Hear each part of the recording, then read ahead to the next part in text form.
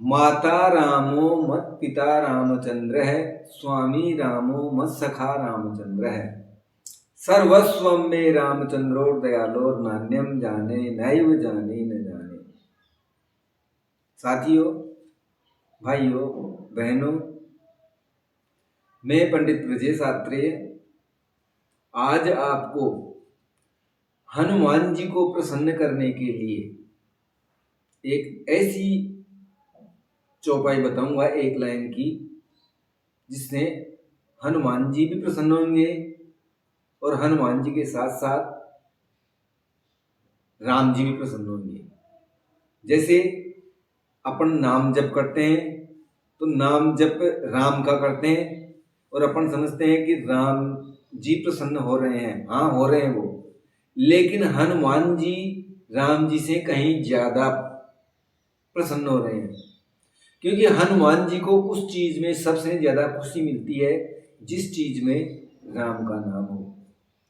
जैसे अयोध्या के दरबार में जब राजा रामचंद्र जी का राज्याभिषेक हुआ था, उस समय दरबार लगा हुआ था, सबको बहुमूल्य रत्न मणियां दी जा रही थी उस खुशी में।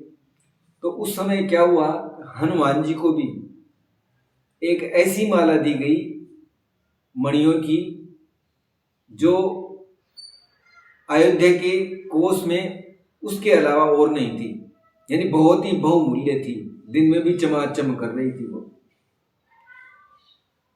वहां पर एक दरबारी पारखी ने कहा कि ये गजब की चीज है, ये तो बहुत बहुमूल्य है, बहुत बहुमूल्य है।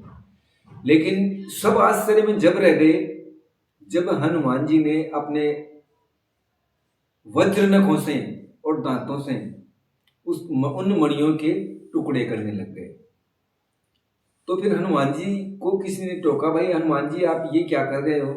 तो हनुमान जी ने कहा था, मेरे को उस चीज में ज्यादा सुख मिलता है जिस चीज में राम नाम हो। क्या इन मणियों पे राम लिखा हुआ है? क्या किसी वस्तु पर नाम लिखा है? वो है मेरे पास। तो सबने बताया भाई इस मणियों में तो नहीं है।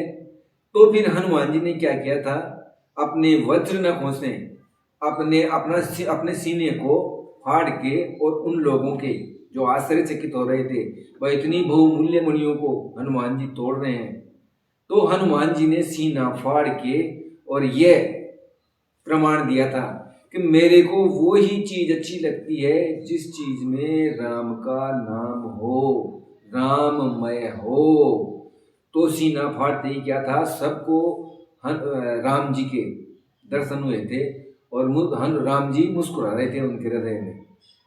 तो फिर राम जी ने कहा था, हृदय में ही नहीं, मेरे रोम रोम में राम है, रोम रोम में राम है।